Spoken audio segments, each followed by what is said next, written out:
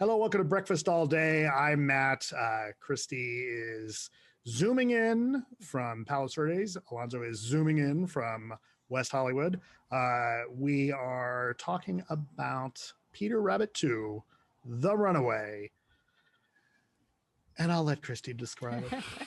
Two Peter, two Rabbit. Yes. Peter Rabbit is back in Mr. McGregor's garden, only now he's allowed to be there because he has achieved an uneasy detente with the angry farmer. Yes, Mr. McGregor and Bee, played by Domhnall Gleeson, and Rose Byrne, have now gotten married. At the start of this film, they are getting married, surrounded by all their friends and all of the furry creatures on the farm who all talk, some of whom are James Corden.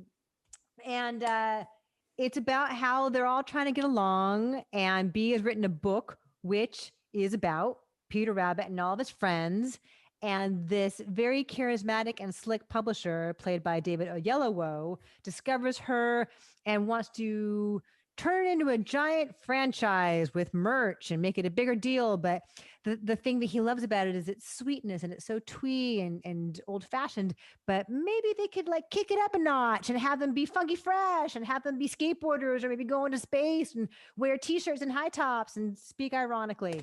And so it's about how she tries to balance her artistic integrity while Peter also gets turned into a villain in the process and decides, I'm not a villain, but they're going to treat me like one. I may as well behave like one. And he falls in with this Fagin-like character, this rabbit named Barnabas, and starts a life of crime.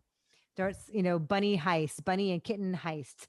And it's trying to have that same balance as the original, which I went back and I watched our old review, you guys. I liked the first Peter Rabbit.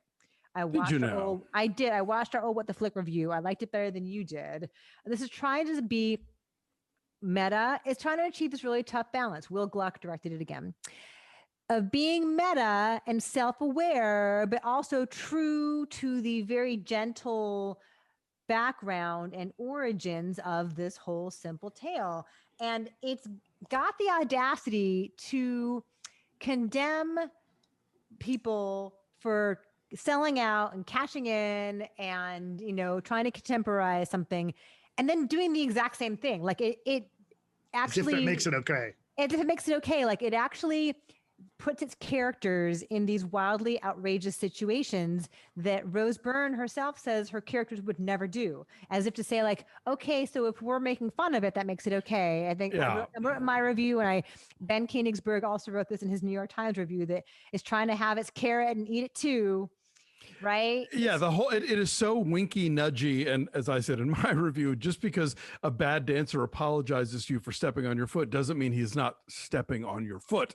And so, yeah, this movie thinks if they put everything in quotation marks, that all of its own worst impulses can be forgiven because they're making a commentary on this is what it would be like if somebody took the Beatrix Potter stories and shit all over them in the manner that we are shitting all over them. And it's irritating. It is.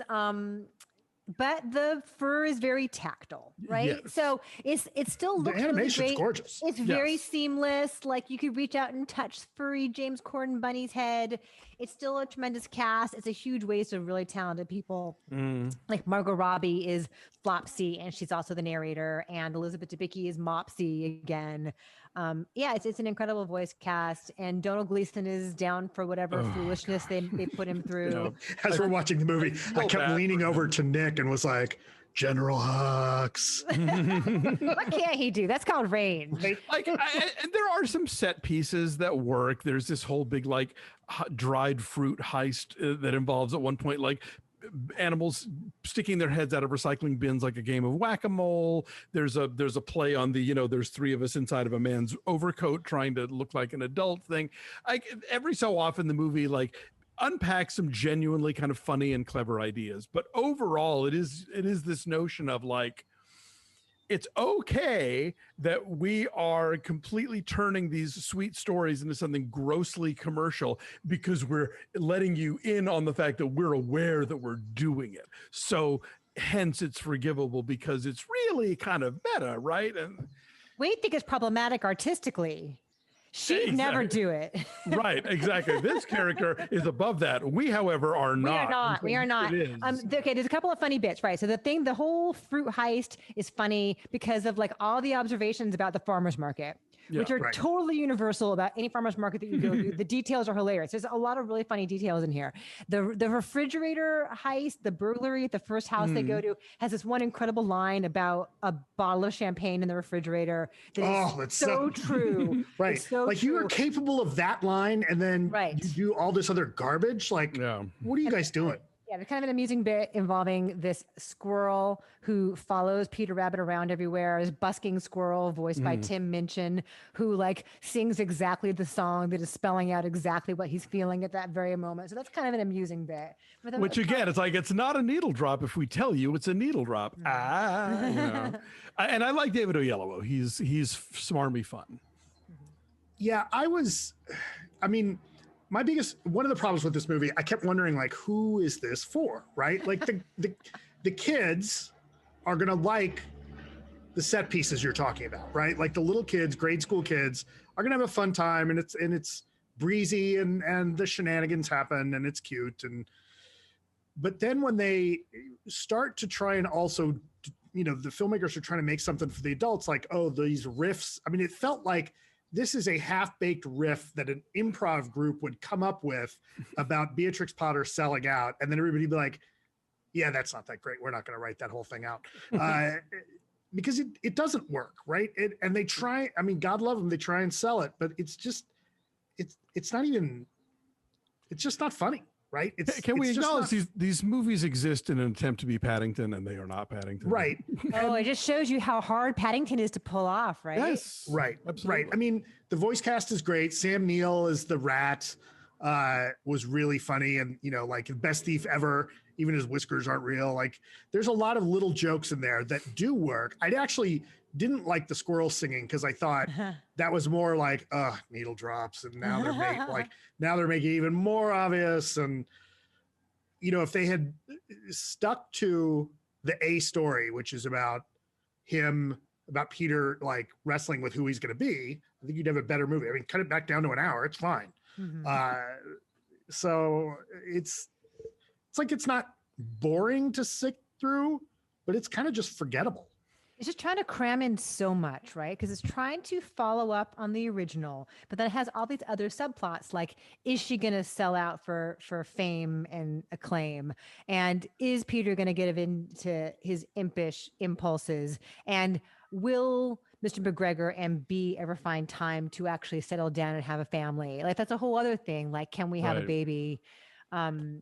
And then, real quick, sorry, I want to say I was wrong. That wasn't Sam Neill as the rat. It was Rupert Degas. Okay. Anyway, it's just trying to do so many things at once, and yet also be zippy and also be light. As to who it's for little kids. It's the antics of like the bunnies doing crazy stuff and having whole fruit baskets fall on them and having them zip through chutes. And anyway, I mean, there are tragically far more despicable children's franchises out there, but this one is just kind of like, who cares? Yeah, and there's more of these characters, and a bunch of them get their own books. I was telling Christy after the movie, my wife Jennifer grew up on these books, and she's got the little tiny copies of a bunch of them. Oh wow! And where is Jemima Puddle Duck? So we're talking about that one day, and I say something about Jemima Puddle Duck, and my wife says, in exactly the same tone in which she disparages and dismisses people at work, she's an idiot.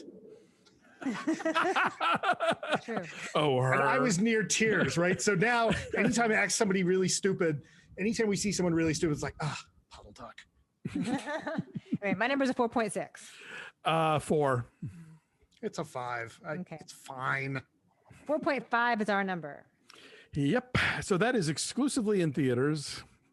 If you're going to go to a theater, go see In the Heights, not this nonsense.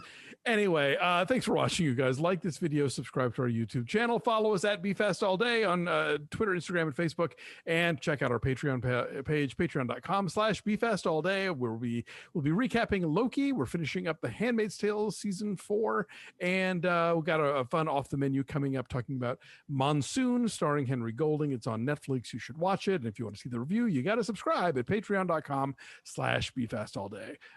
Catch you guys next time. Thanks. Bye. Bye.